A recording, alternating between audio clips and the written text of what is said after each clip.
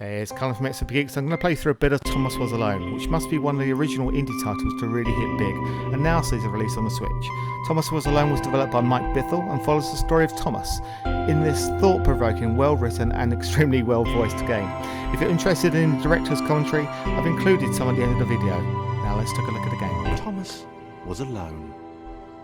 Wow, a weird first thought to have.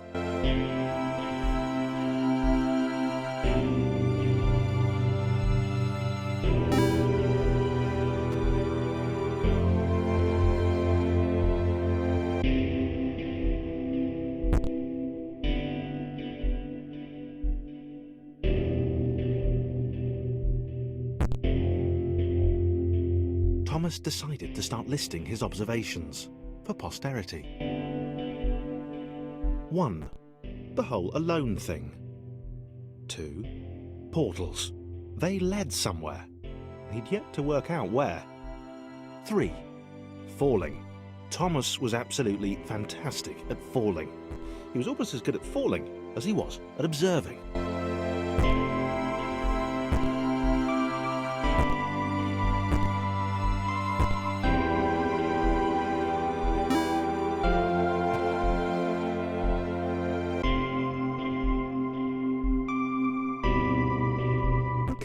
Interesting. Thomas couldn't fall past this block. Think, damn it, think. What if there was some kind of inverted fall? Some way to... what's the word? Jump. It worked! Thomas had solved the great inverted fall mystery.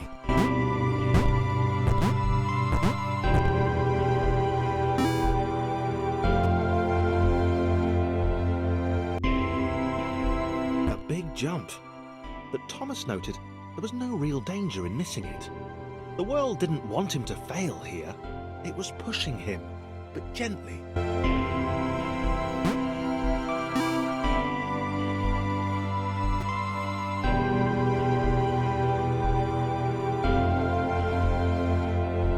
This all seemed a little dangerous. The world was not to be trusted. It was unstable, and it seemed to Thomas that it could let him down at any moment. He was starting to suspect it might even be doing so on purpose. Nah, paranoia.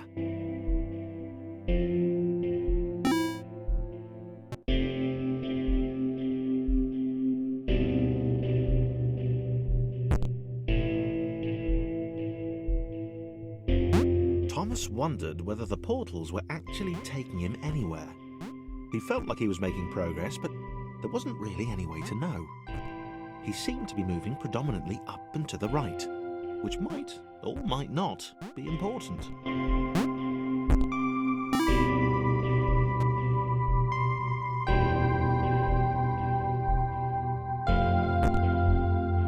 It might have been paranoia again.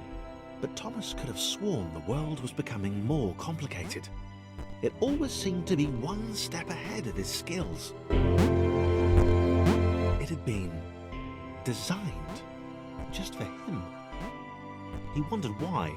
Was the world testing him? No, too obvious.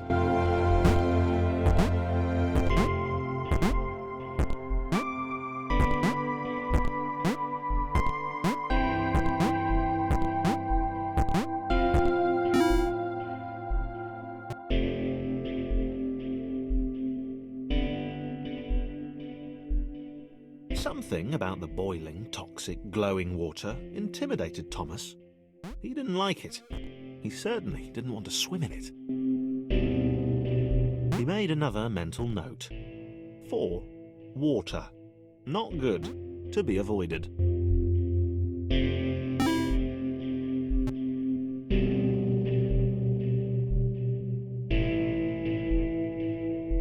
The loneliness was getting to Thomas.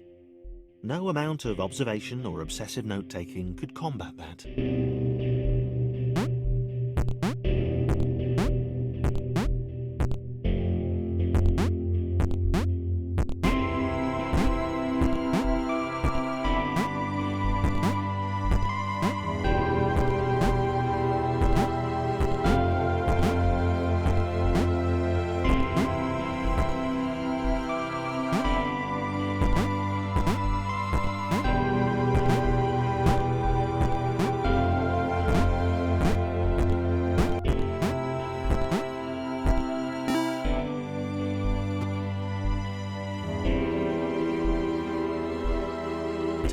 had a new theory.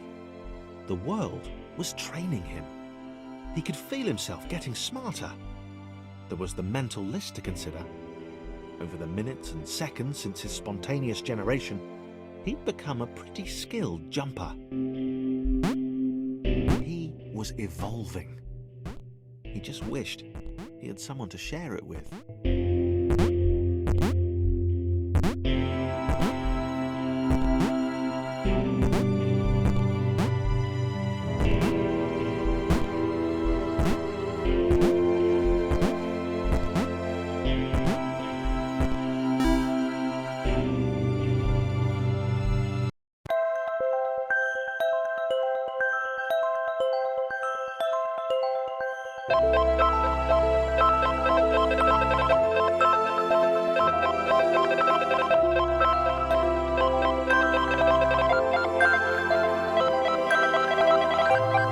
Chris took an immediate and deep dislike to the skinny red rectangle. Who the hell did this Thomas think he was?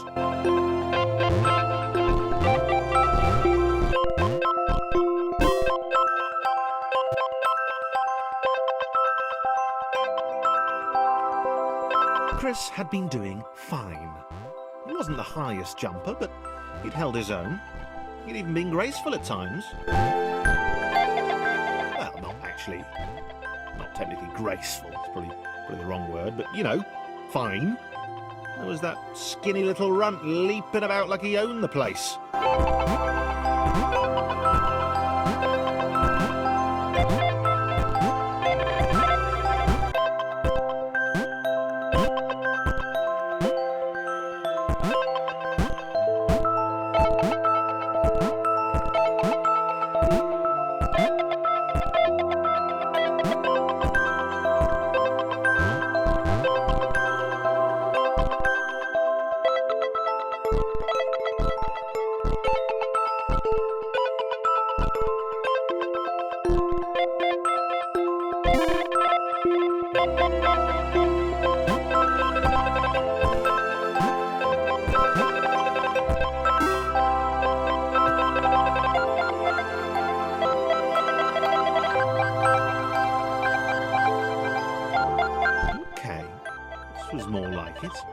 A glowy white thing. Only Chris could get to it, which of course made it all the more enticing. What would it do? What new opportunity might this switch open up to him?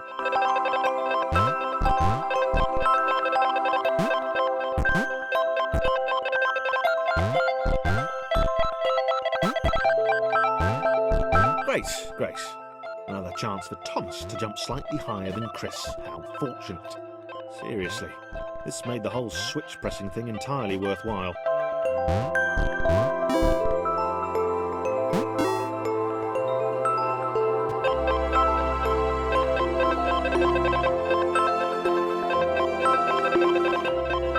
Was this good? Because on the surface, it did not seem good. Chris was pretty scared. Little Red seemed fine, happy to be on his merry little adventure. Chris couldn't shake the feeling that things had taken a significant turn for the worse since Thomas had joined him. Sure, he'd been able to piggyback his way to ever so slightly higher platforms, but where had that got him? Well, to ever so slightly higher platforms, which was sort of his point.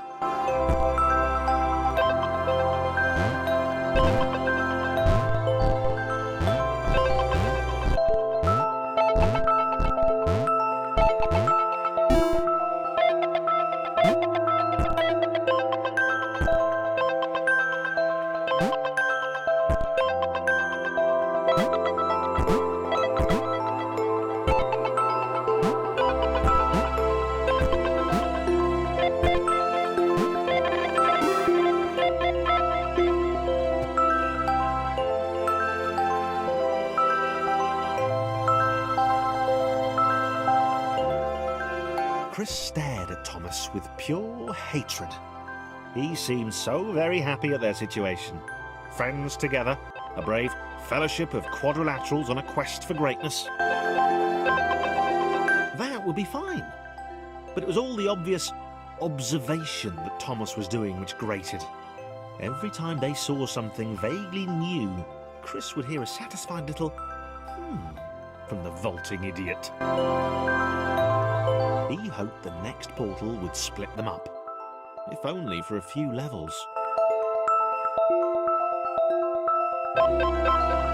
Danny really, well, I should have mentioned Danny a little bit sooner. He just does so much.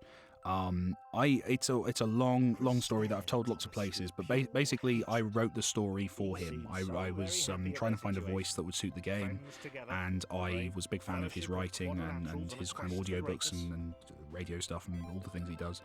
And I wrote the part kind of with his voice in mind. And then I tried to find people who could do it, and no one could do it. And then I got drunk and emailed him, and he said yes, which was a bit of a shock. So I'm really chuffed. He did an awesome job. He's been really cool with the game. He's talked about it. He's been lovely, and he's just a really nice chap. He's also really fast. I'm recording this after recording some other stuff with Danny, and he's amazingly quick at what he does. I'm doing a much worse job, and the people in the booth are getting bored, I imagine, at this point.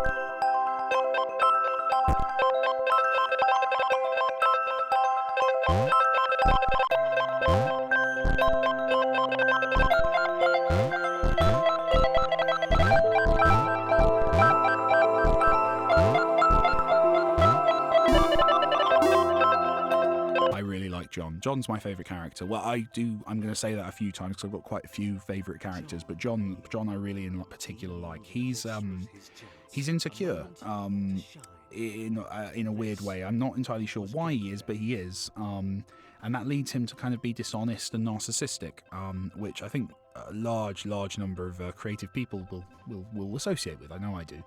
And he's he's a really interesting character. I like the way he grows. I like that his journey is. This is another level actually from the original Flash game, which obviously I tweaked and kind of brought across. I really liked the idea of confined spaces as applied to this game, because with large spaces, having multiple characters with different abilities kind of hopefully feels kind of empowering, feels like you can do anything and get anywhere. Putting them into a confined space kind of becomes an interesting kind of jumble. They get in each other's way, they trip over each other. There's a nice little bit of narration here that kind of highlights that stuff, but it was just something really cool to play with. The other thing is, and I do this all over the place in this game, is I really love adding a character who has a specific ability and then not letting you use it for a little while. But specifically because I just think it builds anticipation. John can jump really high. You've seen that. And to then put him in a space where you can't play with that button is just kind of hopefully kind of intriguing and frustrating, and you want to pull through. And you're kind of with John in this level. John is angered by his situation. He just wants to be free. So hopefully kind of the player aligns at that point with John. This level exists solely to allow the player to feel their way into John. This is a chance for you to basically make him jump properly for the first time, and hopefully because of the constraints in the last level, that feels awesome. And I actually use the word awesome in the narration just to push you in case that's not how you're feeling. You should, it's a very good game. And then, so you've now got access to this awesome jump, and you can do what you feel. John decided to press the switch to let the little dots catch up with him. John cared for his new allies. You could tell from the sympathetic expression he'd practiced in the mirror all these years.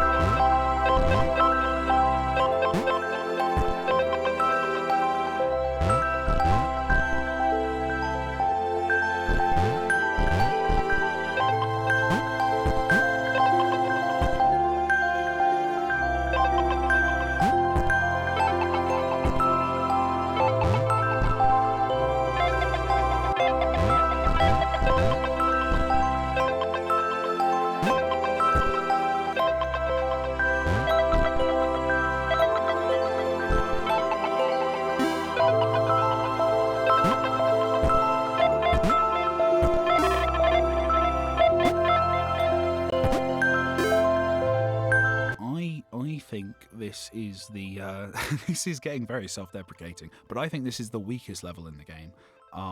I came very, very close to cutting it. This is where the staircase repetition kind of becomes, well, boring. I did do a lot. I shifted things around, kind of varied the step sizes and gaps, and to add variety.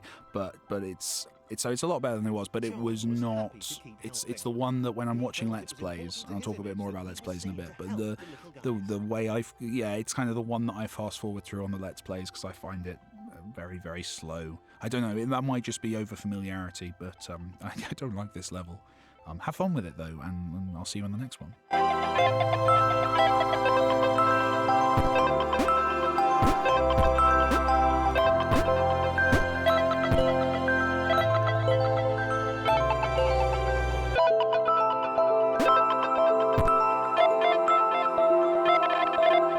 He didn't mind them so much either. The red one, Thomas, had a charming way of applauding every time John jumped. The angry orange one was less immediately likeable, but his unremitting cynicism and tutting amused John.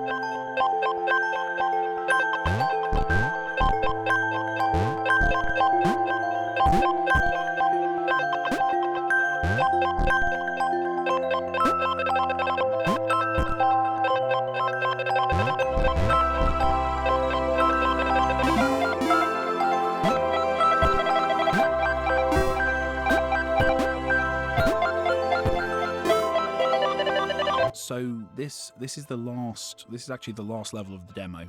So it's kind of important for that reason. But the kind of the big design lesson here, and you'll notice I guess like the lessons are slowing down at this point. But the big lesson here is that there's a temporary portal success. So previously all the portals have sat on a static ground. So you queue someone up, you queue someone up, you queue someone up. With this one, you have to finish this level by having Thomas falling through that portal. And it's hopefully it's kind of safe. If you miss your timing or you get him through early, you always catch back up with yourself. So it doesn't punish you if you don't get it immediately. But it's something I really wanted to do later on, and there's quite a few places where I play with this idea. So yeah, it's that basically. It's a way of introducing that, and hopefully kind of hints at the possibilities if you're playing the demo of kind of where the game can continue on from there.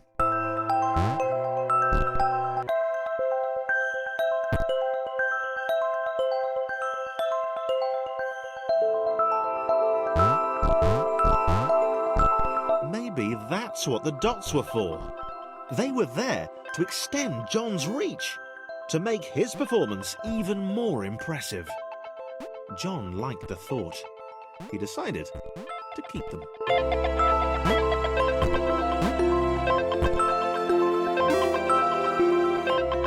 I hope you enjoyed it. Until next time, gamers, play safe.